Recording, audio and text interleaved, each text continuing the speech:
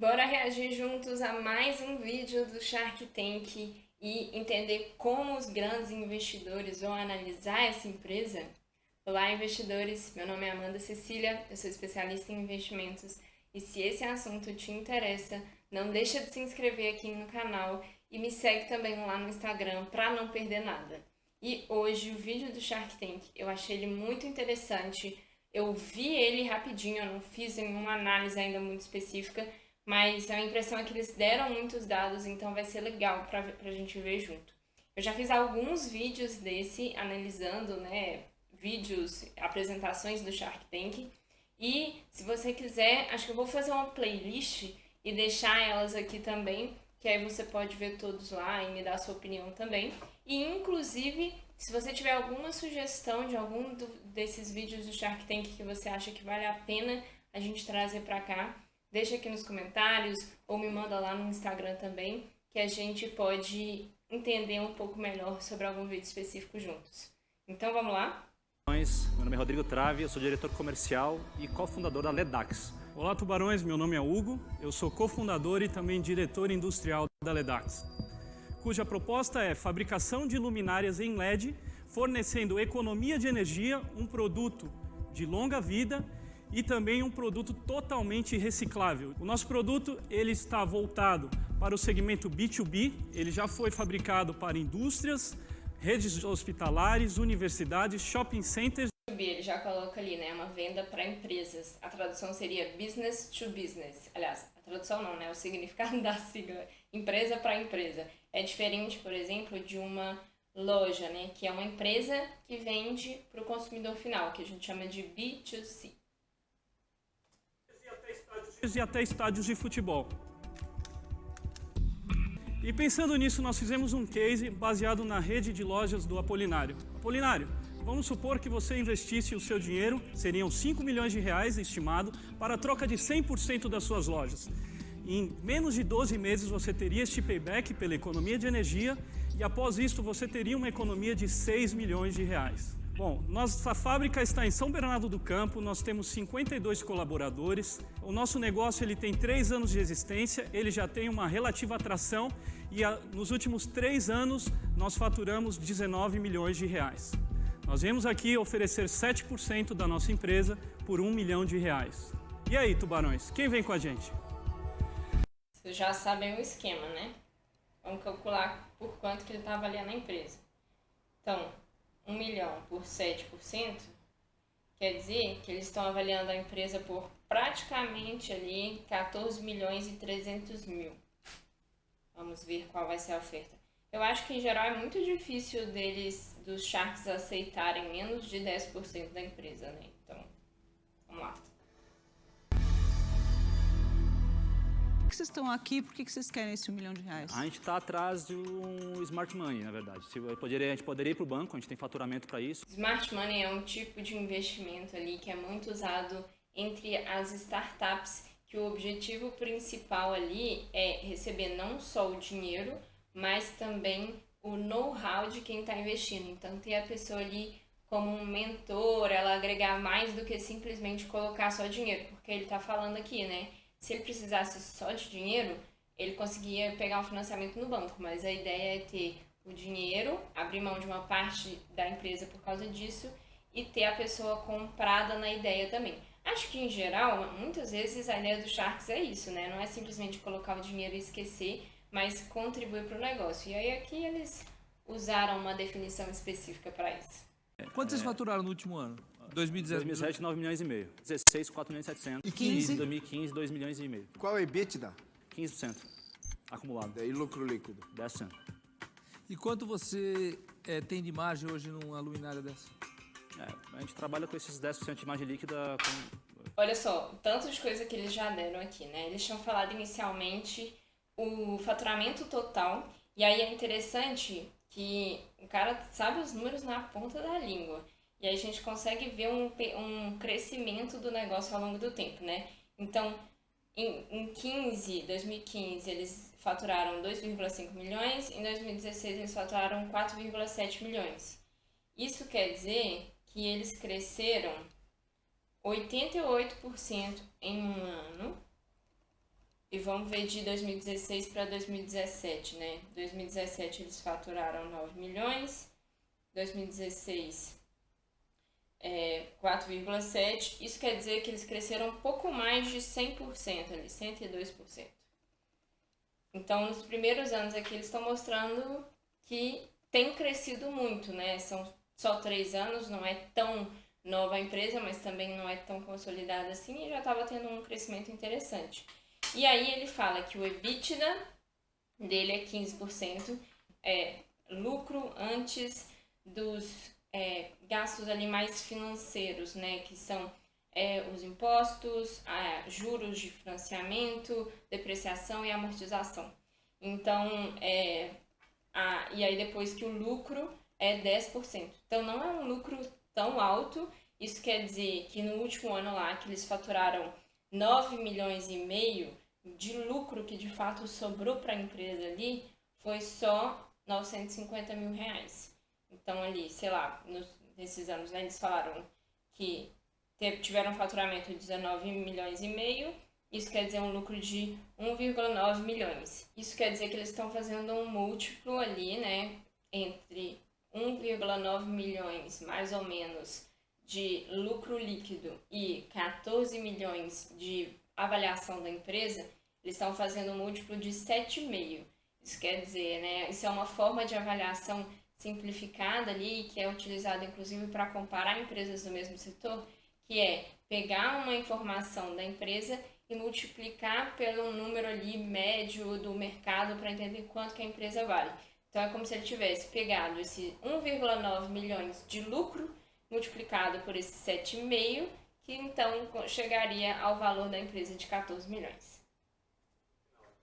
Final, né? O CMV, o custo de mercadoria de matéria-prima, é uns 30% mais ou menos do nosso valor de venda já com impostos. Mercadoria vendida a gente já comentou aqui, né? Então, em outros vídeos. Então é o que custa de fato cada um dos materiais ali que são usados para poder fazer o negócio. Então, a cada 100 reais de produto vendido ali na ponta, né? Então, o que o cliente paga 100 reais, tem 30 reais de produto em si, e aí em cima disso vai ter outros custos, que é a mão de obra, toda a infraestrutura, impostos, tudo para poder fazer o negócio rodar.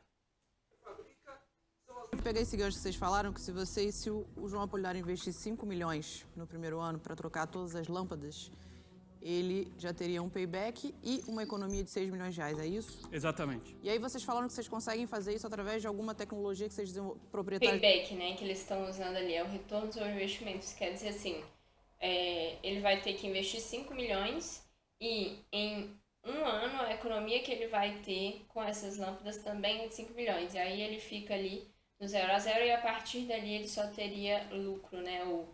Pelo fato de gastar menos com energia, ele acaba tendo mais lucro no resultado da empresa dele em geral.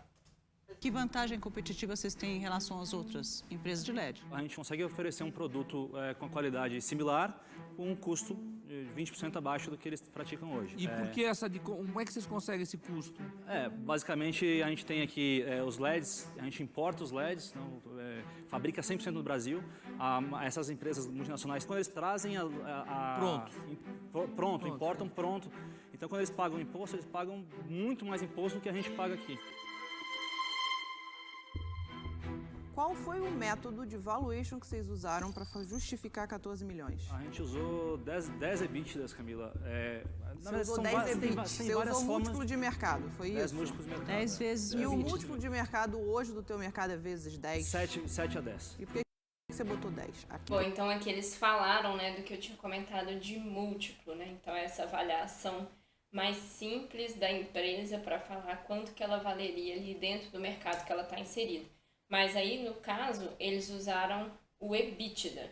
Então, aí eu não entendi muito, eu estava até fazendo os cálculos aqui, porque ele falou que seria 10 EBITDAs, ao invés de fazer igual o lucro líquido que eu estava calculando ali. Só que se a gente considera 19 milhões de faturamento, e ele falou que 15% disso era EBITDA, isso seria 2,8 milhões. E ele falando que usou o múltiplo de 10, seria multiplicar isso por 10, então ele estaria avaliando a empresa por 28 milhões. O meu cálculo baseado no lucro, eu achei que fez mais sentido com o resultado final que ele estava falando ali. Mas no final questionam ali, né, por que ele está usando 10, sendo que fez de 7 a 10. Para mim é muito claro por que ele está usando 10. Porque ele tem que ter uma margem para negociar. Em geral, é bem claro que os Sharks vão querer negociar esse percentual que eles vão ganhar, consequentemente a avaliação da empresa. Então ele está criando a margem dele ali para poder fazer uma negociação, mas além disso, é verdade que ele está falando, né, que a gente já calculou agora, que o crescimento da empresa foi muito expressivo nos 3 anos de existência dela. Mas Você não acha que você estando em São Bernardo, você está num lugar bem complicado para ter indústria? A gente tem um benefício grande de estar examinado, que é, temos fornecedores de matéria-prima que entregam para a gente no mesmo dia, então a gente tem uma flexibilidade. Que tipo de matéria-prima? Muito Chapa? Chapa de alumínio, não é Chapa nada. de acrílico. Então tem uma agilidade muito grande. Mas a gente tem um plano, por exemplo, de levar a fábrica para a Bahia, que a Bahia tem um benefício fiscal lá que você pode zerar o ICMS, por exemplo. Entendeu? nossa, ele dá uma diferença monstra. Eu tenho uma fábrica em Manaus. Vocês já estudaram Manaus, não? Já estudamos Manaus, em termos de benefício fiscal. O que pega para a gente um pouquinho é a logística. É legal isso, né? Existem alguns lugares que acabam tendo algum tipo de incentivo para colocar indústrias e empresas nesses lugares. Então, por exemplo, no Nordeste tem alguns lugares que tem incentivo de ICMS, aparentemente igual ele falou, Espírito Santo, eu lembro que também tem, e existe a Zona Franca de Manaus, né, que é o incentivo de se abrir empresas ali em Manaus para ter isenção ou diminuição da alíquota de alguns impostos. E aí, inclusive, se você for olhar em alguns eletrônicos que você tiver ali, talvez eles tenham escrito ali, fabricado na Zona Franca de Manaus.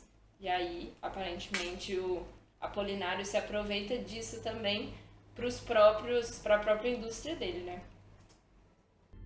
Olha, eu tenho uma proposta para te fazer. Mas a minha proposta é mexendo bastante. Ela tá diretamente ligado a levar essa indústria para Manaus. R$1 milhão para ser montado essa empresa em Manaus, né? Eu me comprometo em, se precisar, aportar mais para realmente ela estar operando lá, se for o caso, se precisar, mas eu quero 20% da empresa. Então ele está diminuindo aqui bem o valuation da empresa para 5 milhões. E aí, Shiba? Você tem uma proposta, Shiba? Não, eu ia fazer de 1, mas eu quero 30%. Só que você não precisa sair de São Bernardo. Ou seja, o Shiba estava avaliando por menos ainda, né? 3 milhões e 300 a empresa. Uma empresa que já fatura 9 milhões e meio. Acho que ele jogou um pouco para baixo. Os senhores têm 2 propostas. Um do seu João Apolinário, que é sair de São Paulo, de ABC, ir para Manaus com 20%, com seus R$1 milhão. E uma do Shiba? E a uma do Shiba, que é continuar no ABC, 30% do negócio de vocês com os mesmos R$1 milhão. Manaus tem 15 de IPI. Zero IPI. Zero ICMS. Shiba, a gente agradece a proposta, cara, mas assim, a gente não está procurando zona de conforto, sabe? Então, a proposta acaba sendo 10% pior, né, do que a do João.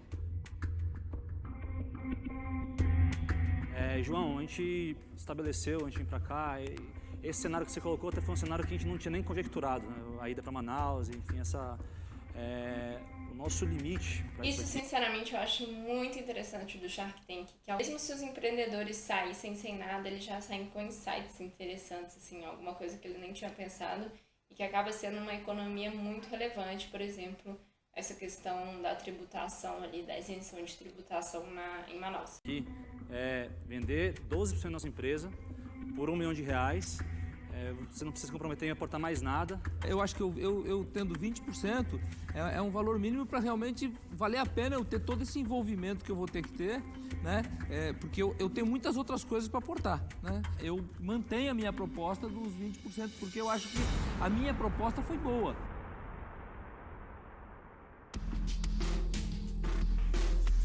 Vamos fazer o seguinte? Não sei, ué. 15%, 1 milhão e a gente fecha? Não, eu faço os 20%, R$1 milhão, pô.